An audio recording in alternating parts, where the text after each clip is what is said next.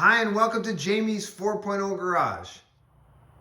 So today on Jamie's 4.0 Garage, we're going to show you how to reset the oil change indicator on a 2019 Ford EcoSport. It's the same procedure from 2018 to 2022.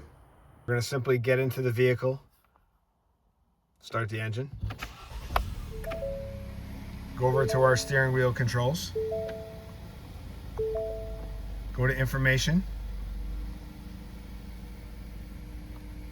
We get the information hooked up, we're going to put OK. We're going to see oil life. OK. We're going to hold reset. Oil life reset successful, 100%. And then we're just going to back out to where we were on our home screen. Thank you very much for watching. Hope you have a great day. Hope you learned something. Reset an oil change indicator on a Ford EcoSport. Jamie's 4.0 Garage. Thank you very much. Have a great day.